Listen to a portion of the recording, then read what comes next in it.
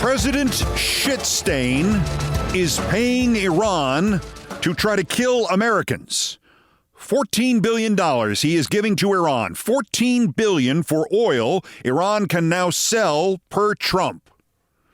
What's that called again? If you are adhering to our enemies, giving them aid and comfort at a time of war?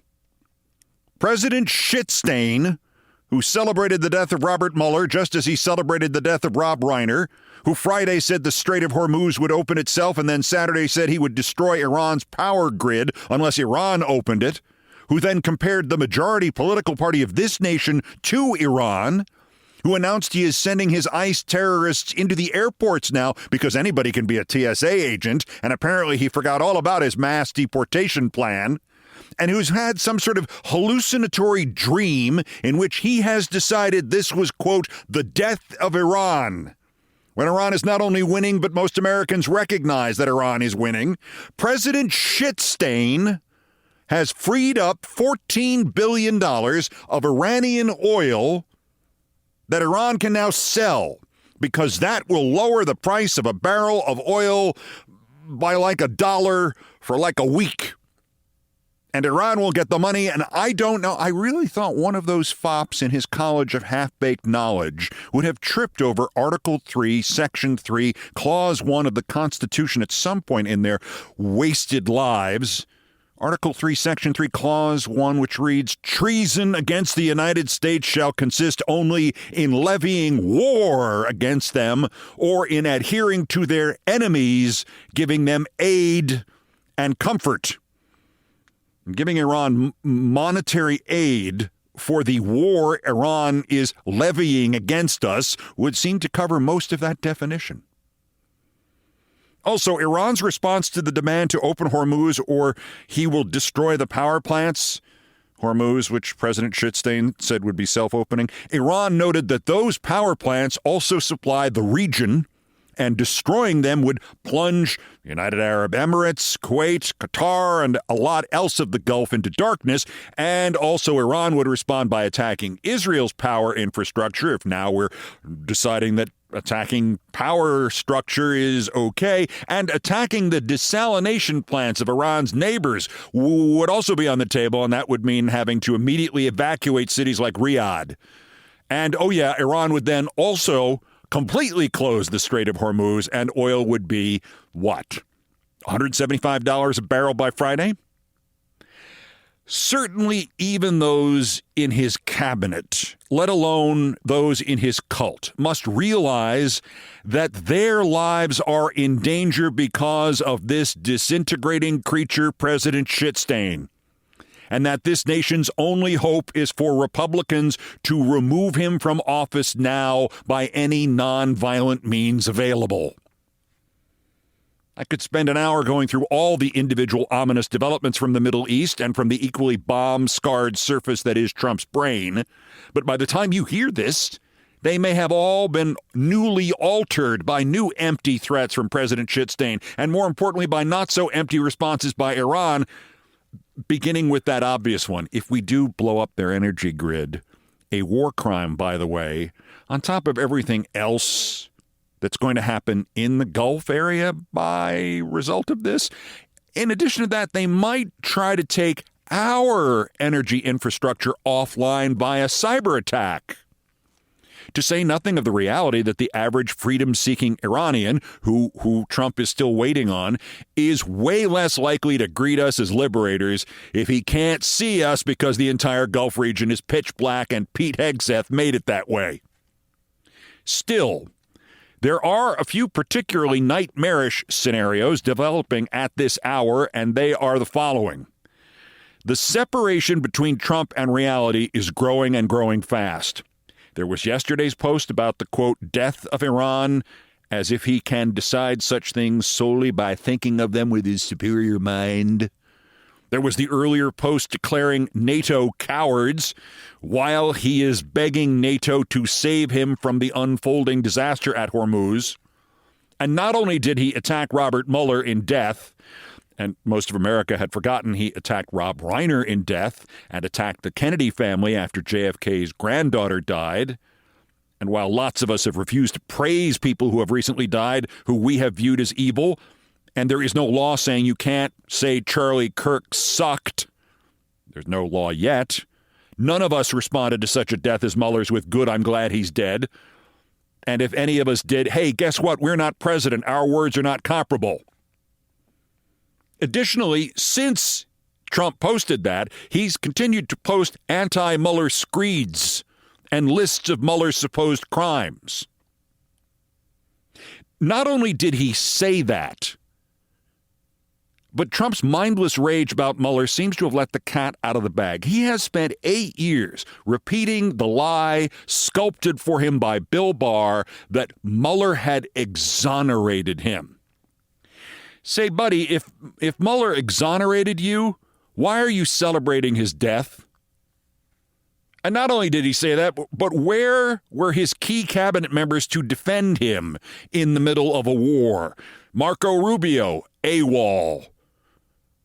Hegseth, MIA yesterday. Only that fop Scott Bessent went on NBC and he screwed the whole thing up. They asked him about the "I'm glad he's dead" quote, and Bessent launched into his standard dilettante whine, insisting that Trump's insane petulance was understandable given, quote, what may have been an illegal raid on his home at Mar-a-Lago. They were going through his wife's wardrobe. And when even Kristen Welker realized Bessent somehow thinks Robert Mueller had ordered the search when in fact it happened 4 years after the Mueller report, and the search was ordered by Merrick Garland and Judge Reinhardt and not Mueller, Bessent ignored her. And he again said, I think given what has been done to him. And she corrected him again. And this idiot still for a third time, in effect, insisted Mueller and Jack Smith were the same person. The crazy has been coming down so fast, you already forgot about this other thing, too. You already forgot about this, didn't you? This from way back when in ancient history, last Thursday. Why didn't you tell U.S. allies in Europe and Asia, like Japan, about the war before attacking Iran? So we are very confused about we Japanese. Who knows better about surprise than Japan? Okay? Why didn't you tell me about Pearl Harbor? Okay? Right? You know, he's asking me, do you believe in surprise? I think much more so than us. With the new Prime Minister of Japan cringing next to him. This episode is still a soul-shaking crisis in Japan right at this moment. Now, as you know, I'm a glass-half-full guy. Me, I'm just happy Trump said this with her here and not the Chancellor of Germany. Lost in this disaster is yet another sign of Trump's accelerating mental crisis. 6 years ago, in their book, A Very Stable Genius, Philip Rucker and Carol Leonnig reported that when Trump went to Pearl Harbor in 2018, he knew where he was. He had heard the words Pearl and Harbor before. He just didn't know what had happened there. He knew it was a battle. And as they approached for a private tour of the USS Arizona Memorial, as sacred ground as we have in the United States of America, Trump asked his chief of staff, John Kelly, hey, John, what's this all about? What's this a tour of? Again, I'll be the optimist here. Trump did not ask Kelly, quote, who is this Pearl Harbor anyway? So Trump is nuts, more nuts than he was Friday, and the people defending him like Bessent also appear to be nuts. No, Jack Smith's a different person. Which brings us to the second point. Bessent is on TV on the war. They also had Julius Sugarbaker on. That would be Secretary of Agriculture Rollins. And poor, dense, lost Sean Duffy. Where the hell are Rubio and Hegseth? And even those random passersby Trump has turned to try to resolve the war he stupidly started. People like this jerk-off Steve Witkoff, and this other jerk-off Jared Kushner, and the official jerk-off Howard Lutnick. Never mind the A-team. He doesn't have an A-team. Where is the F-team? While the White House is leaking like a sieve that it's trying to get a ceasefire deal with Iran, and its demands are basically what Trump turned down just before he bombed it last month, and basically what Trump turned down when he tore up the Obama-Kerry treaty with Iran last term. Oh, and by the way, Iran keeps saying, we don't want a ceasefire. We're not done with you yet, Trump. The third point of importance, Trump's inability to stick to one plan for more than 12 hours is not simply the practical application of Richard Nixon's old madman theory, where Henry Kissinger was told to convince the Soviets that Nixon was actually unstable and he could do anything at any point, take whatever deal you can get from him. This isn't a madman theory. This is a madman fact. Since Friday, President Shitstain has said the war's over. It was basically won. Iran is dead. He would bomb Iran's energy infrastructure if they don't open the strait. But he also said the strait would open itself and that it was all, quote, winding down. This, while the UAE's foreign minister told Marco Rubio his country is prepared for 9 more months of this war. And the president of United Airlines, who is, after all, in the oil and gas consumption business, told every one of his employees in a company-wide email that his company is preparing for oil to hit $175 a barrel and not get back down into 2 digits before the end of next year. The fourth point, there is not only no plan about the, boom part of the war, there is no plan to try to undo the damage to the world energy economy, $175 a barrel. The Notice news outlet reports that 6 months before he started the war, Trump had the Department of State fire all 9 of its in-house oil and gas experts. So there was nobody to tell Trump or these morons like Bessent, who really, when he goes on TV, should dress up like a courtier at Versailles when Louis XIV was big. There was nobody there to tell all of them that if everything is ablaze in the Middle East, the UAE, Saudi, Iraq, Kuwait, Qatar, others would have nowhere to ship or store the oil and gas they produce, so they'd simply stop producing it. They have a place to store it in the interim. It's called under the ground. Meaning that if the war was settled during the opening day of the Major League Baseball season Wednesday, prices would keep going up through, the World Series.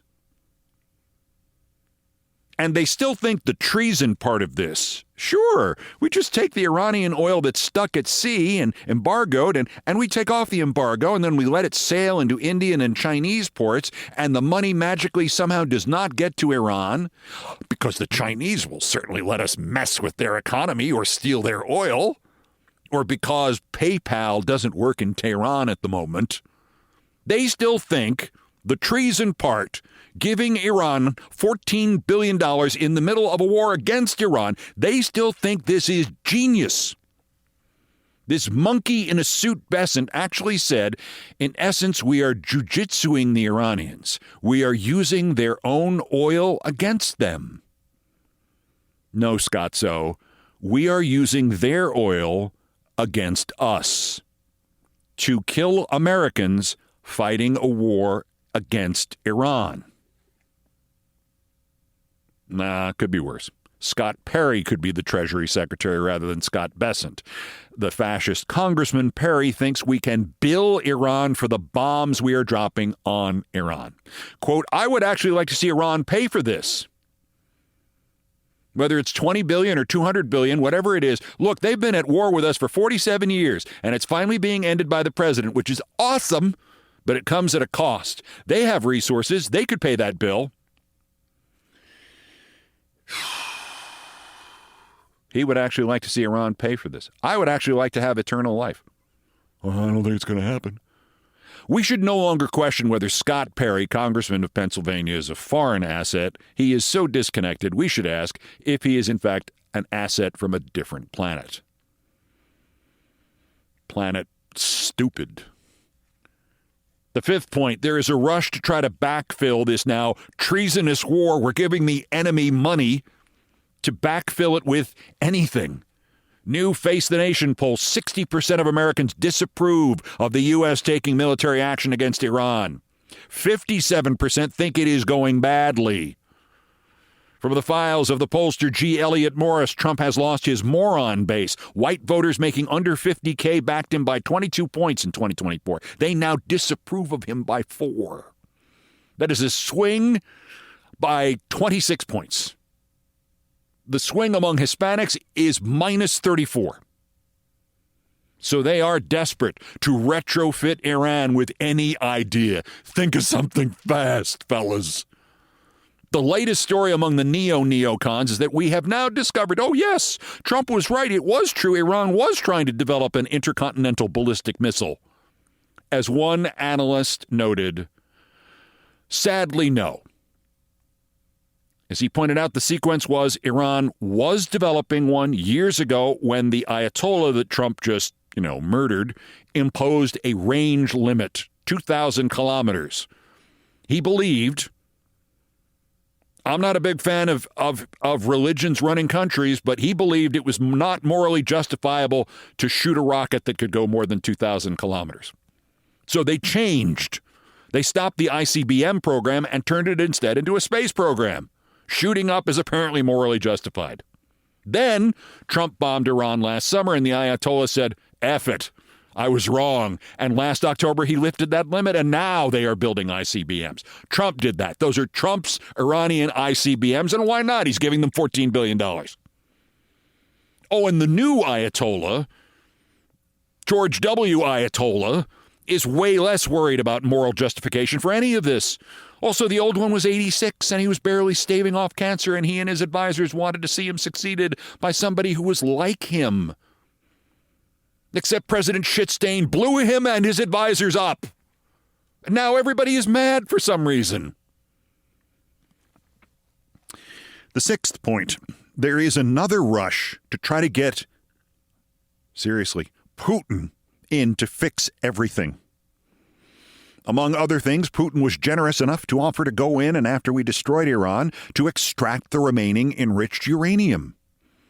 Whatever we didn't blow up, or, as it occurred to me, I hope to somebody else, whatever the Iranians didn't blow up themselves as some sort of kind of doomsday vengeance act against their neighbors. Politico also reports Putin's thug Kirill Dmitriev pitched Witkoff and Kushner, the moron twins, with another fabulous limited-time offer. The Kremlin will stop sharing intelligence with Iran, like the exact coordinates of where all our military assets are in the Middle East. And again, we have given the Kremlin more money by freeing up their embargoed oil. So we're paying the Iranians and their assets, the Russians. Trump is funding both sides of this war. They would stop sharing the intelligence with Iran about where our troops are if Washington would simply shut off all the intel about Russia that it shares with Ukraine. The real danger here, of course, is the absolutely plausible scenario in which Trump doesn't, or maybe didn't, know that we were still sharing intel about Russia with Ukraine. Huh? The seventh point, now the reverse of that idea, the reverse version of that trade, this might be the first good news of the war. The president of Finland, Alexander Stubb, was at a think tank in London, and a reporter asked a really, really simple question, and I can't tell if Stubb is genuinely surprised by this or he had to pretend to be surprised because this is all they're talking about behind closed doors, but it doesn't really matter which. Just following on from that and your point about indulging in realpolitik now, why doesn't Europe go to Trump and say, if you want assistance in the Gulf, here's what we want you to do on Ukraine? I think it's a really good idea. I might pick you up on that. No, I think it's actually a really good idea. So, I'm available for advice. Can my team take your phone number, please? No, but I mean, yeah. I'll think about it. I'll talk about it with my colleagues. Some of them are here in London today. In other words, why not get Trump out of this disaster by offering him a trade? You want EU and the European nations to help you with boats and service personnel and whatever else and rockets in Iran? Get off your ass, break with Putin, and save Ukraine. I don't think they hadn't thought of that already. Also, how in the hell, in the presidential world lottery, how in the hell did we get Trump and Finland got that guy? He went to high school in Florida, by the way, and he went to Furman on a golf scholarship. And Trump likes him because he plays golf. I wonder how many putts he had to miss intentionally, given that President Stubb set out in life to become a professional golfer, and he's still really good. And as we know, at Trump golf courses, only Trump is allowed to pretend he isn't having any trouble with his putts. The guy went to high school in Florida. The 8th point, ICE at the airport. Well, this is great, actually. How could anybody just arriving today to run the security lines ever live up to the gold standard of efficiency and courteous professionalism established by the TSA? Trump, of course, said they would be there primarily to arrest Somalians. The rest of his cabinet said, no, they'll check IDs and try to keep the lines from spilling over. Look, this means one thing. ICE will not be terrorizing Minnesota or anywhere new, not as much anyway, because they're all at the airport, like everybody else, doing nothing.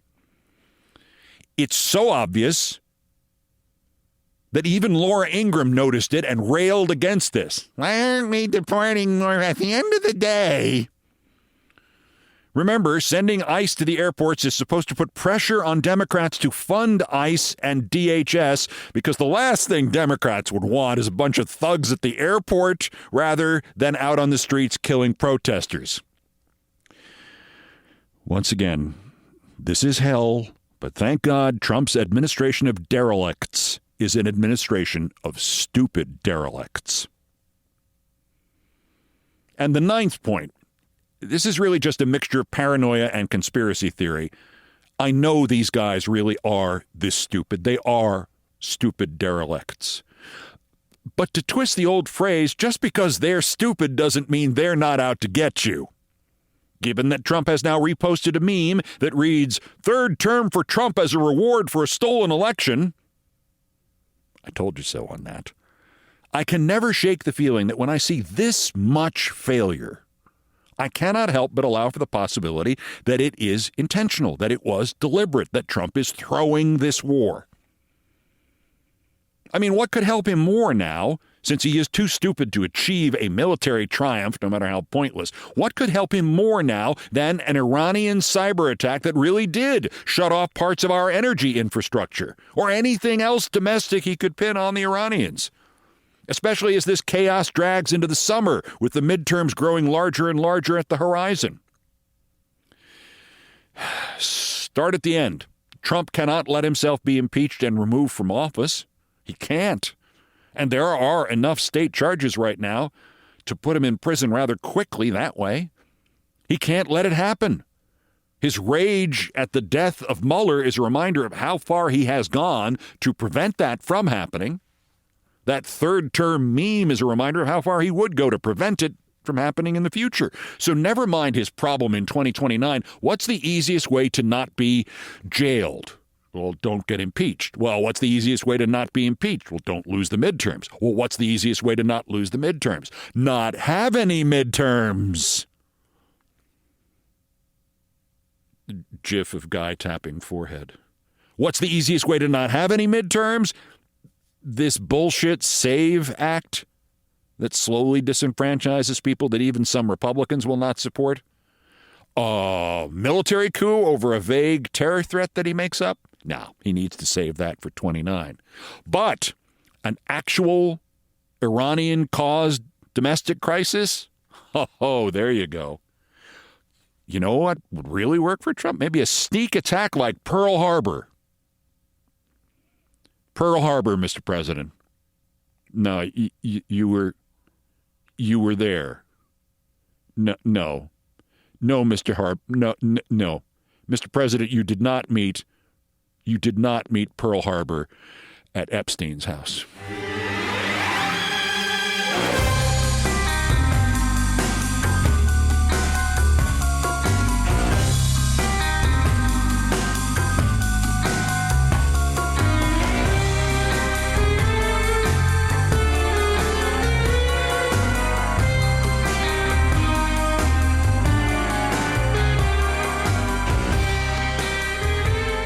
One other important note not related to Iran, buried in all of the Trump disasters news. The Wall Street Journal reports there is a palace coup attempt against Chuck Schumer.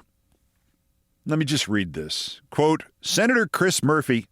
Okay, you have me already. There's more. Senator Chris Murphy was dining with progressive activists at a French restaurant in Washington's Georgetown neighborhood when the conversation about how to advance their legislative priorities turned to a thorny question: what to do about Senate Minority Leader Chuck Schumer. To the surprise of some attendees, the Wall Street Journal continues, the Connecticut Democrat, a rising star in the party's left flank, responded that some lawmakers had been doing informal counts to see whether enough votes existed to remove the New York Democrat from his leadership position. According to people familiar with the mid-February dinner, Murphy explained that Schumer had enough backing to remain as leader. Oh, please, please, please, a wartime consigliere. Oh, please, please, please, Minority Leader Chris Murphy, please. The article points out that a major Democratic concern is how badly Schumer has handled the run-up to these midterms. And that's where it gets sad. More from the Journal. Quote, in more than 4 dozen interviews with Democratic senators, candidates, current and former congressional aides, activists, and advisors, many said the concern about Schumer's leadership was widespread. Bet your ass. Meetings between Democratic chiefs of staff on Senate business often veer into airing discontent with Schumer. You bet your ass. And how to pressure him to step aside as leader after November's elections. Well, way to harsh my buzz. What's the point of changing wartime consiglieres if you wait until after wartime is over? I mean, the moment to force Chuck Schumer out is now. First of all, it'll be easier to force him out now, because Schumer is still deep in his annual winter hibernation. But he'll be waking up, emerging from his cave soon, and beginning his search for cocktails. Replace him now. By the way, I think the Georgetown French restaurant they mentioned there, it has to be 1789. That was the name of the place, and that reminded me of a fantastic Ted Turner Goes on a Date story about 1789 from my youth when I worked for Ted Turner that I'll have to tell you. I'll have to do this in a future episode. Oh, my God, was that a great story. I'm sorry to tease it like that, but just keep that in the back of your mind. Anyway, also of interest here, the deliberate sabotage of CBS News by Barry Weiss and the Ellisons extends to the destruction of the place where American broadcast journalism was born. CBS Radio, where the first broadcast news organization was created by Bill Paley and Paul White and then Edward R. Murrow. A lot on that coming up, including the day the head of CBS Radio in New York made my career possible, tangible. But there's also good news for CBS. Barry Weiss has her latest dream host of the morning show for TV, Stephen A. Smith. Because in a stupid contest, Barry Weiss and Stephen A. Smith would finish in a dead heat. That's next. This is Countdown. This is Countdown with Keith Olbermann.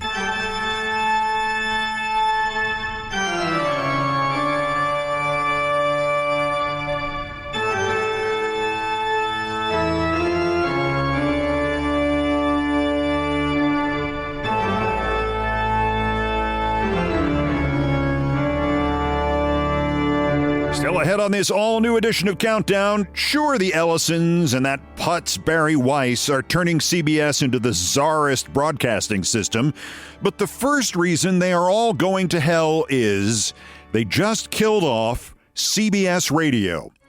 One of my many alma maters, KNX in L.A., CBS Network Radio, 1987 to 91, and one of my foremost inspirations, and long before I worked there, their chief newsman in radio in New York single-handedly convinced me I wasn't just kidding myself when I thought I could get a career out of this. It was one of the most dramatic events of my life, and it was just a letter. The Lou Adler letter. Next, in Things I Promised Not to Tell, about why the Ellisons and Barry Weiss are going to hell for killing CBS Radio News. In the interim, we always have more new idiots to talk about. The roundup of the miscreants, morons, and Dunning-Kruger effect specimens who constitute today's other worst persons in the world. The bronze, worse. You know what an eggcorn is? Eggcorn. As in egg and corn. It's a malapropism that kind of makes sense, but not really. Eggcorn, if you don't say egg fully and you just say eggcorn, it sounds like acorn. Like extreme court or doggy dog world. Well, here's a new one. It's new to me. I find it is on some extant eggcorn lists. It was about Jack Hughes, the Olympic hockey hero who threw it out the window by demanding they give him the puck from the golden goal instead of leaving it on permanent display for all time at the Hockey Hall of Fame, where he could always go spend some of his money and visit it. And then somebody from his team, the New Jersey Devils, evidently got to him and said, "Jack, ixnay on the Reed Gray." And he pretended to apologize. This is about Jack Hughes, or as I like to call him, Jacques Hughes, on Twitter X, from a guy who is named Chris950003, but his handle is at Chris302795. So I'm assuming he's a robot with a split personality problem. Anyway, Chris, whatever your number is, if that is your real number, I own up to it myself, he writes. I wanted him, Jack Hughes, and his pre-Madonna ass off the team prior to Milan. I wanted him and his pre-Madonna ass off the team. P-R-E, new word, capital M-A-D-O-N-N-A. Calling Jack Hughes a pre-Madonna it's wonderful. It's wonderful. They used to call Jose Canseco that. The runner-up, worser, Peter Navarro, talk about a pre-Madonna. The ex-con member of both Trump administrations. He's obnoxious, he's tiny, he's loud, he's stupid, and most importantly, he's always wrong. He is supposed to be some sort of economic advisor. He's not gotten anything right about the economy, and he first appeared in the middle of it in 2017. He's always wrong, obnoxiously, loudly, and stupidly wrong. This is from the Wall Street Journal just 11 days ago. An opinion, commentary, U.S., by Peter Navarro, March 12, 2026, posted at 5:17 p.m. Eastern Dummy Time. From Peter Navarro, headline, Iran war will lower energy prices. Oh, what? Lower it to 5'4", Peter? The risk of regime violence has long been baked into the global price of oil and gas and everything else. So when we don't get rid of that regime and the price gets baked back in and the price has gone up because we destroyed the distribution system and it got so bad that Trump had to start funding Iran and the United States in the middle of the same war, so the prices will go up again. So you're not only wrong about the Iran war will lower energy prices, but you're going to be wrong about it again? Shouldn't you have the Wall Street Journal delete this, Pete? Speaking of which, just delete your career. Peter is thinking, nailed it! But our winners, oh look, It's Barry Weiss and the Ellisons again. They've done it once more. They have yet to be pressed for why the problems at CBS have accelerated after the changes they made to supposedly stop the problems at CBS began to take effect. Of course, they didn't do any of this to fix things. They brought Barry Weiss in to destroy CBS and then take the rap for it and leave only its name and slap the skeletal name, the vestigial name, the walking undead name, CBS, onto Barry Weiss's moronic fascist bullshit. Like Bezos did to the Washington Post for Trump. Like David Zaslav did for CNN and Trump. And of course now the Ellisons are going to buy CNN and do it again because CNN doesn't quite suck enough yet. Though I dare you, watch that Abby Phillip crap some night and then come back to me and tell me it doesn't suck enough yet. Or Jake Tapper. Anyway, part of the mass layoffs at CBS Friday, so their corporation could afford to pay this nitwit Weiss $150 million for her website for dummies, The Free Press. It's called that because it's free of thought, free of good writing, free of journalism, and free of quality. Part of the mass layoffs so they could do this, they are shuttering CBS Radio, and particularly they are shuttering CBS Radio News, the place where American broadcast journalism was born. That's where it started. Before that, it was occasionally the reading of headlines on radio, and then CBS got tired of being restricted by the wire services as to what they could actually report, and they invented, at William Paley's insistence, their own news operation that was, in breadth and scope, the equivalent of United Press, of International News, of the Associated Press, but they did it just for themselves and their stations, and their key people also had to be able to read on the air. That was where Murrow started, and everybody who followed it. That is where American broadcast journalism was born. CBS News. NBC copied that. Then ABC and Mutual and all the others, and CNN and everybody since, and me and everybody else in the business now. And they have just wiped it out. I will be talking about this next in Things I Promise Not to Tell, as I may have alluded to earlier. But for now, this sure is working well for them because they don't want money. They just want Trump to, I don't know. I don't know what they want of him anymore. I don't know what they want him to do or what he thinks he can do. Not destroy them? Well, he destroys things deliberately, and then, of course, he destroys things accidentally because he's an idiot. How are you going to avoid that? No. You have to destroy his presidency. That's your only option, Ellisons. If you want to survive, Bezos, if you want to survive, Musk, you're on the wrong side of this equation because this idiot you're backing is going to accidentally blow you to effing smithereens. Accidentally. In any event, new ratings from the CBS Evening News and CBS Mornings are in, and it begins to look like it would be a good move to save money by not putting the lights on in the studios anymore. Got any candles? The mornings are now down to 1,688,000 viewers. That's average for the week of March 9th. The Today Show is just under 3 million. And like everything else in broadcast television, it's dying. This is nothing compared to what it was 10 years ago, let alone 30 years ago. But CBS is getting to the end faster. CBS, where you can watch Gayle King, Vichy Gayle King, disintegrate just a little bit more every morning. They are down 5% in total viewers and 2% in the demo, that's viewers under 55, compared to the week before. So they lost 5% of their audience in 1 week. They're down 10% in total viewers and down 18% in that demo year to year. So the week of March 9th, 2025, they had 10% more viewers. CBS Mornings, the only morning show that declined in both of those categories since last year. Meanwhile, on the Tony DeCopel Comedy Half Hour and I'm Almost Crying show and CBS Evening News, they have fallen under 4 million viewers. The last time that happened, Paramount fired the anchors of the CBS Evening News.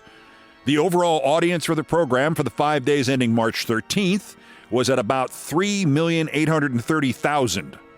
468,000 in the demo. But the real nightmare may be yet to come.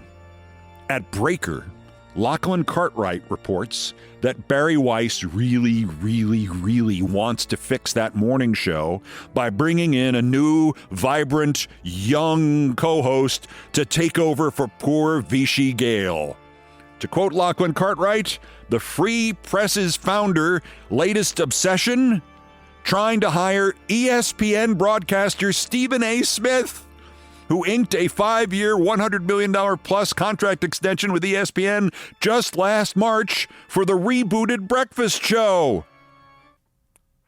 Oh my God, oh my God, oh my God, oh my God, oh my God, oh my God, oh my God, this is perfect. Oh my God, oh my God, oh my God, oh my God. You're trying to kill CBS while the rest of us are trying to save ESPN from itself? Please, please, please, please, please make this happen. Please. Stephen A. Smith to CBS in the mornings? Pulled off ESPN where he's annoying as F, but he can't really do any harm other than the reputation of all of us who ever worked there. Precluded from this vanity run for president, or more likely from being manipulated, because Stephen A. Smith is really, really not smart. More likely being prevented from being manipulated into running as a stalking horse to pull votes away from the 2028 Democratic candidate. Oh my God, oh my God, oh my God, oh my God. Can you imagine it? Oh my God, oh my God, oh my God, oh my God, oh my God. This is the CBS Morning Show with Stephen A. Smith. Oh my God, oh my God. Can you bring this McAfee guy along too? Oh my God, oh my God, oh my God, oh my God, oh my God. This is the CBS Morning Show with Gayle King, reporting from Vichy, Stephen A. Smith, and the stupid guy in the sleeveless T-shirt, and Charles Kuralt on the road. Please, please, please make this happen. Please, somehow make it happen. Stephen A. Smith on CBS Mornings. Oh, please. This is how much I want to see this. I will get up and watch it. That's how much I want this to happen. I will wake up. I can't even say the early to watch Stephen A. Smith try to do a news morning show. However, the Ellisons and Barry Weiss. I know Stephen A. Smith to the mornings at CBS won't happen, but a feller can dream, can't he? Today's other worst persons in the world!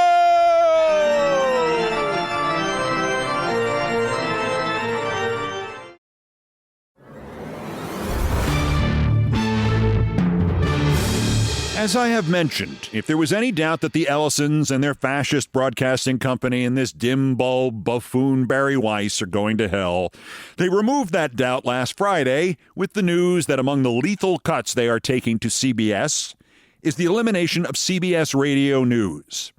This would be worse if Barry Weiss had any idea that journalism in this country had begun any earlier than the day she first correctly managed to count her toes, which I believe was last year. But the gist is there is no iconography in broadcasting history in this country equivalent to CBS News. And CBS News began with CBS Radio News. I have worked for them all. NBC had Kaltenborn and Huntley and Brinkley. ABC was actually just NBC's second network. Did you know that? NBC in the 30s had two radio networks, red and blue, and it was forced to spin off the blue network in the 40s cause antitrust. That's what ABC is. It's really NBC Junior. There are other legends in other venues, but none of them put together amounted to what CBS has provided to this day to American journalism. Murrow, Severide, Hotlett, Douglas Edwards, Cronkite, Rather, Alan Jackson, David Jackson, Dallas Townsend, Robert Trout, Charles Osgood. The list is almost endless, and all on it have two things in common: radio and New York. How many people now trying to save this nation were inspired to try via broadcast journalism because of CBS News and those names and the successors to those names? I cannot begin to guess. How many were in particular launched by the flagship station of that operation, WCBS Radio in New York, I also cannot estimate. But I can recount how one of them literally went from hoping to succeed in that business to being confident he could because of one small gesture from one big man at that station, which the previous geniuses who ran CBS Radio took off the air, just canceled it one day in 2024. To the number one story on the countdown and the Adler letter. Sunday, April 8th, 1979. I had just survived a 9 or 10 hour drive in a blizzard right after my friend's dad had helpfully removed his snow tires. I had lived to resume my desperate bid to graduate college 2 months hence and get a job somewhere in radio in 3 months hence. Against all odds, amid all the snow and the mess and the 360s on the highways of the central southern tier, I was still alive. I had walked the last 5 minutes through the snow drifts to my apartment, and as I reflected that it was only 6 hours until my next class, guess what? I was going to cut it. I then stomped off the snow on my porch at 207 Delaware Avenue, Ithaca, New York, and I opened the door and I dumped my bag inside, and then I reached back out onto the porch into the mailbox, and I saw it. I saw it almost immediately, peeking out. The return address on the letter read, Adler, WCBS, CBS Radio, a division of CBS Inc., 51 West 52nd Street, New York, New York, 10019. And I could barely breathe. The Adler letter. And it was addressed to me. And Lou Adler, its author, was Radio News in New York City. You're listening to News Radio 88. This is WCBS. Good morning. I'm Lou Adler. Good morning. I'm Jim Donnelly. Sunny, breezy, comfortably cool day today. The high 58 to 62. Clear skies overnight and a low of 41 to 46. Beautiful day tomorrow. Mostly sunny, very pleasant. The high 59 to 64. And Friday, pretty nice. Hazy sun. Continued quite mild. High in the upper 60s. Clear and 52 degrees at 6:48. Among the stories we're watching, they're still walking that last mile in the long New York City newspaper strike. Lawyers for the striking pressmen and for the New York Times and the Daily News are going over contract language line by line this morning. The paper is still hoping to be able to publish Sunday editions. Art Athens is at the talks, and we'll be hearing from him. 200 technical and professional employees at Lincoln Hospital in the Bronx. Lou Adler had begun on WCBS the year I was born. In 1967, the station went all news, and it immediately became the best all-news station in the country. Lou Adler co-anchored the mornings, and 8 years earlier, he had become the station's news director. He was the best. His co-anchor, Jim Donnelly, was the best. His sportscaster, Ed Ingles, was the best. His reporters were the best. His weatherman was the best. His traffic guys were the best. His jingles were the best. I listened daily in high school and when I was home from college. I did not take literal notes, only mental ones.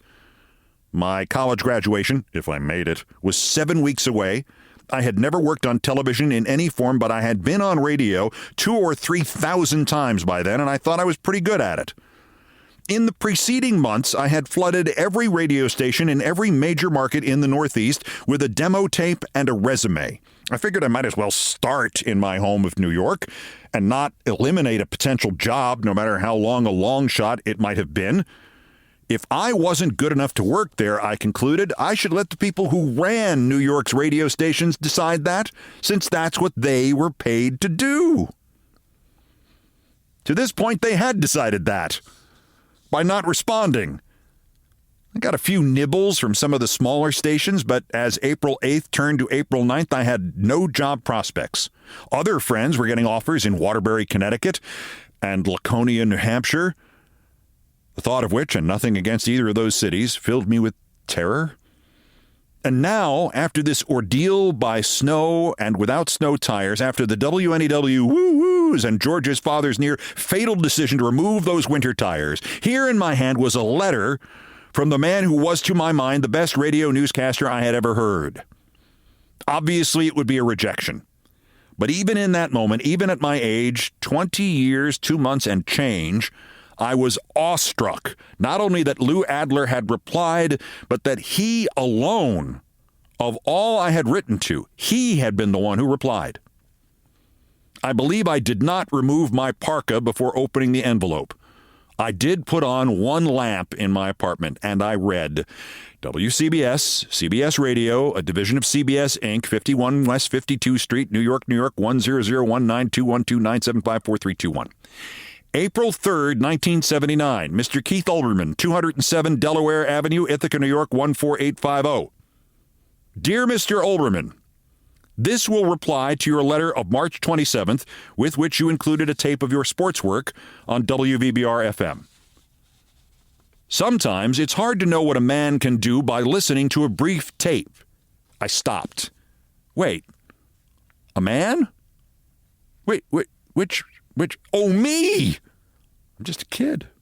Sometimes it's hard to know what a man can do by listening to a brief tape, but I must tell you, I was excited by what I heard of yours. I think you have exceptional talent and poise considering your age and experience. You read well and you write well and you know how to use tape. If the short tape is truly representative of what you can do, and if your knowledge of sports is broad, and if you can perform under pressure well, then I feel you have an excellent future in this industry. By this point, my heart was beating so furiously I could hear it. I was this close to hearing it make the woo-woo sound. I think it might be a good idea for us to meet. Let me know when you can make it to New York. I have nothing here for you, and I know of nothing solid, but if I feel as strongly about your potential after we meet as I do now, a meeting certainly could do you no harm. Sincerely, Louis C. Adler, Director, News Operations and Programs, LCA/PP. George, I screamed into the phone, can we drive back to the city right now? He swore. I read George the letter. He paused. No, we shouldn't go tonight. You're not going to see him tomorrow. Wait till you get your appointment. But Jesus, this is like the manager of the Yankees asking you to stop by the stadium and bring your glove and bat just in case. I think I got to sleep at sunrise. I had read the Adler letter 20 or 30 times, and not until the 15th or so did I stop expecting it to have turned back into some courteous form letter rejection, badly Xeroxed and slightly off-center. Slowly, it dawned on me that my own assessment of my radio skills were not predicated on ego, or even the context of what else I could hear in Ithaca, which was then the 351st largest radio market in the country. Good, but still 351st. I cannot now describe the sense of validation, except to say that I half seriously considered not taking Lou Adler up on his offer to meet him at CBS World Headquarters, Black Rock itself, where Bill Paley would be working upstairs, because short of offering me a job, there really was no chance Mr. Adler could do or say anything more that could make me feel better or more confident that my dream of becoming a sportscaster would not lead me to starvation or to Laconia, New Hampshire. In fact, in person, Lou Adler found more things to say. If I had an opening for a sportscaster right now, I would seriously consider you for it. I would hesitate because of your age and your lack of practical experience, and then I'd probably do it anyway. He was as warm and supportive and informal as his letter had been structured and serious and tempered. Let me take you on a tour. We saw the live studios, the production studios, the writers' area. I wasn't just speechless. Again, I was breathless. And you should probably recognize this man by voice, if not by sight. Keith Olbermann, meet our sports director, Ed Ingles. Ed, this is Keith. This is the fellow with the tape.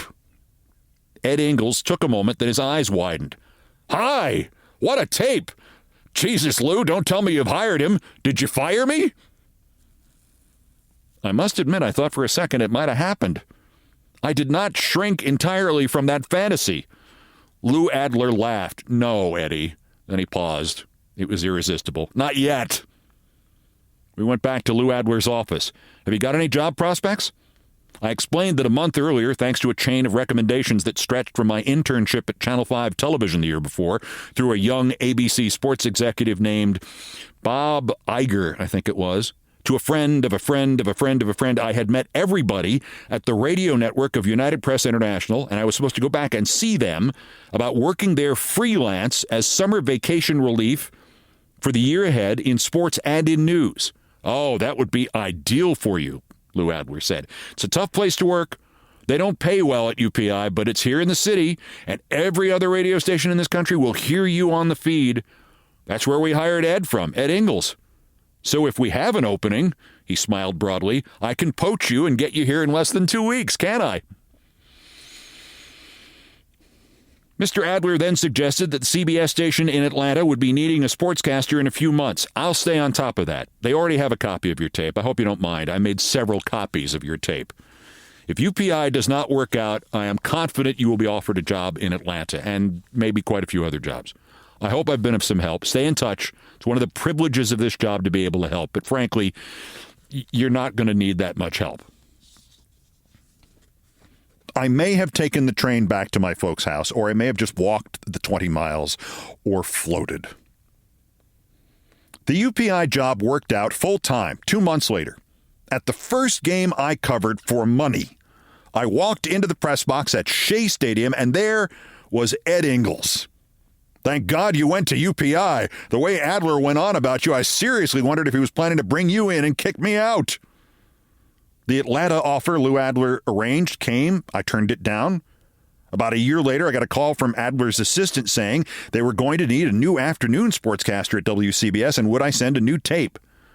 But by that fall, when the job opened, Lou Adler was leaving WCBS to become news director and vice president of another New York radio station, WOR. His successor would choose somebody else for the job, just as I heard from the people who ran the radio network that the WOR folks had started the year before. It was not coincidental. Lou Adler had sent these people starting this new network my tape. There is inevitably, from the distant future, a punchline. In 2006 or 2007, when Countdown had become the highest-rated cable news program that wasn't on Fox, an email appeared in my inbox. I could not believe the name of the sender. Lou Adler. He began just as formally as he had in 1979. He actually felt it was necessary to remind me about his letter.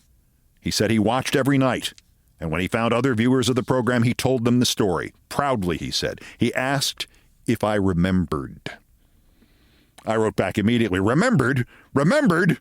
I told him I still had his letter, and I still had the sense of confidence it had given me, that it was central to my decision to more or less give up my sports career at the age of 38 and try news. And I told him the whole driving back to Ithaca and the snow tire story just for fun. Lou wrote back again within minutes. He had just retired after running the mass communications program at Quinnipiac College, and he said he'd had a strong sense of his career having been the proverbial punch into a pail of water. Now it was my turn to reassure him that the people like me whom he had supported and taught and broadcast to had long since begun to support and teach the next generation, and that generation was already supporting the one after that, and there would be people in this business beginning their careers after both of us were dead who would owe a debt of gratitude, whether or not they knew it, to Lou Adler, as I always will. Lou Adler died 5 years ago at the age of 88. There are letters and photos in the hallway that leads in from the front door of my home. They are from Barack Obama, Bill Clinton, Jimmy Carter, Joe Biden, and Lou Adler.